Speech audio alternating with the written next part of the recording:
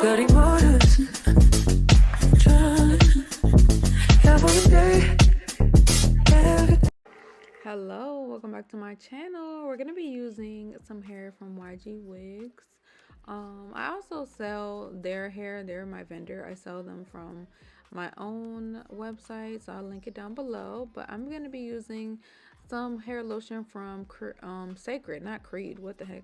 Sacred from Beyonce. Put that in my client's hair because we're gonna blow dry her hair out a little bit better than how we have it here.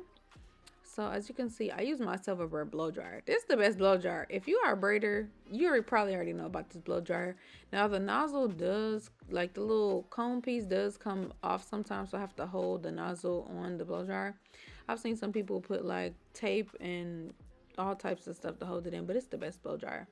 So as you can see, for these braids, I'm not going to put too many curls on the two last rows just because it's not really that necessary. But starting on the third row, that's where I added the curls, that row right there, and now I'm working on the fourth row. So y'all know, if y'all seen my videos before, I have showed like how to do a knotless braid. So if you are watching this video trying to learn how to knotless braid, it's not for that. It would be mostly for how to do like the short knotless braids, like specifically like how to get the style to look like how you want. But I do have videos on how to do knotless braids, so I'll link that somewhere on the screen for y'all to see and watch in case you are trying to learn how to do a knotless braid in general.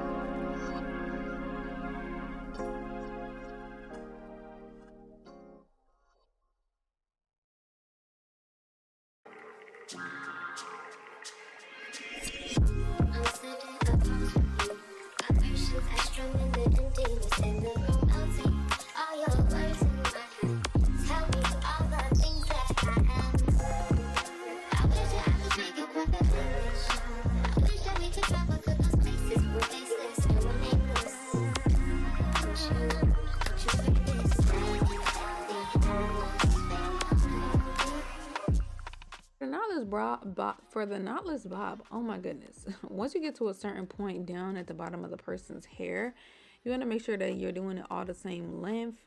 And then what I like to do for these, I like to create like a little knot at the bottom just so that, you know, the braid doesn't unravel as I'm braiding the rest of her hair. So what I do is basically take a thin piece from the end, I put it over to the side, and what I'm going to do is basically wrap that thin piece around my two fingers, wrap it over the braid, and then pull it through. Now, if you guys need to see that again, I'll go ahead and slow this down so you guys can see.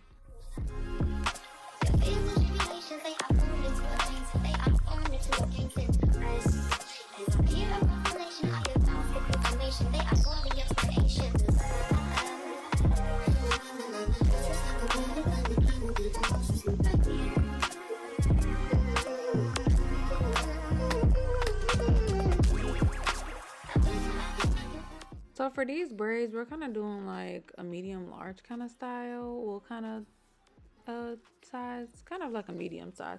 So we're gonna do 5 rows above the ear, and I did about 3 rows below the ear, if I'm not mistaken. So for me, I do it based on the amount of rows. That's how I amount how many or what size I'm gonna be doing based upon how many rows is gonna be on the person's head.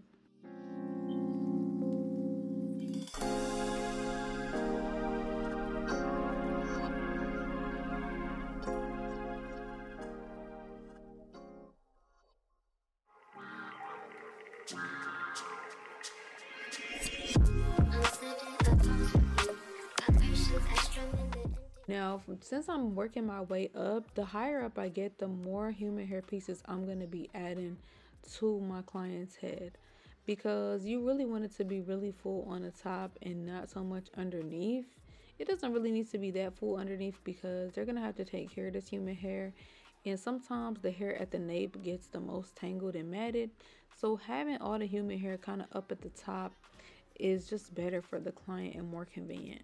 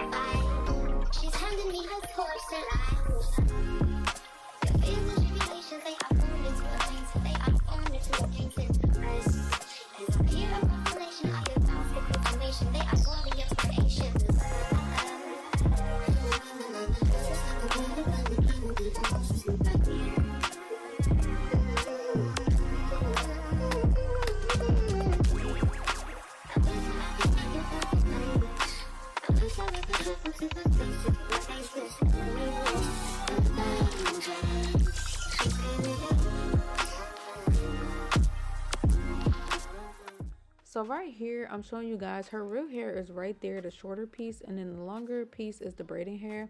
So we have to braid past her hair. If you're getting this hairstyle, like, you have to make sure that your hair is shorter than the actual style, because if you go ahead and just like have your hair sticking out at the ends, it's gonna be dipped in that hot water. It's just gonna be out and exposed, and you don't really want that if you're trying to do like a protective style. So you have to make sure that your hair is shorter than the hairstyle. Especially some braiders, they use like nail glue to seal the ends. I create a knot, but it depends. You know, some braiders don't do this knot. They'll put like nail glue to secure it. So you have to make sure your hair is shorter than the style. And anytime you parting your client's hair, make sure you parting it from the front. Always stand in front of them to part it.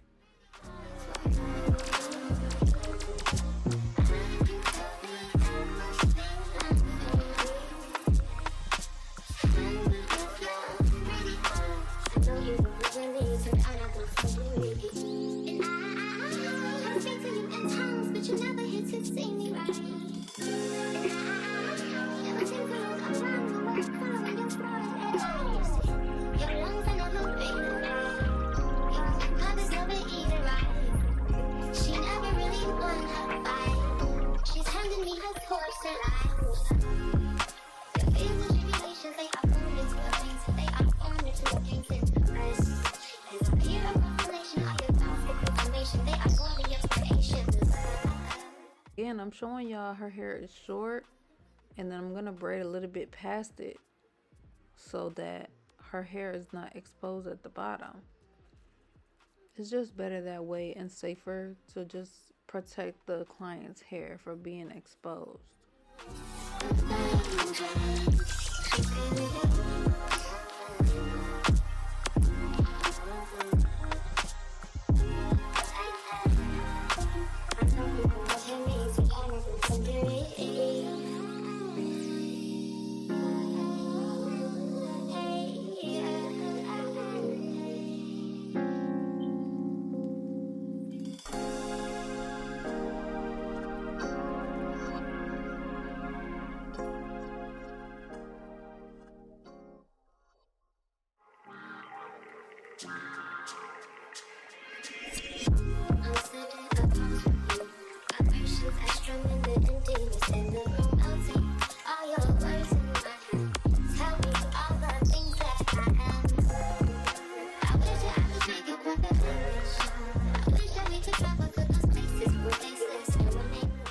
Now, as y'all can see, it's real full at the top and everything. We got all the curls going. And what we're going to do for the ends is we're going to curl them, but we're going to use perm rods. So make sure that you have perm rods handy. I recommend the perm rods that are like a light pink, just because it's just a better size to mimic the deep wave hair that's at the top of her head. So these right here, these perm rods, this color, you need to get these. If you want them a little bit tighter, you know, they have other sizes, but this is just what I personally recommend if you're trying to mimic the curls up at the top. She never really won her fight. She's handing me her horse and the fears and tribulations, they are formed into a painting. They are formed into a painting. As a pure revelation of your past information, they are worthy of creation.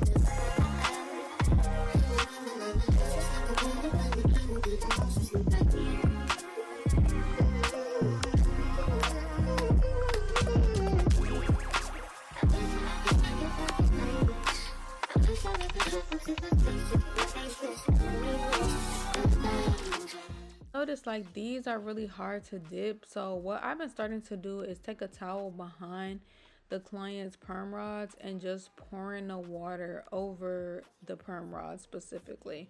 But I wouldn't recommend using a thin towel like this because it's going to seep through and it's going to be hot in your hands. So use a regular size bath towel to do that, just so that you won't have to deal with any like burns on yourself. Like get a thicker towel.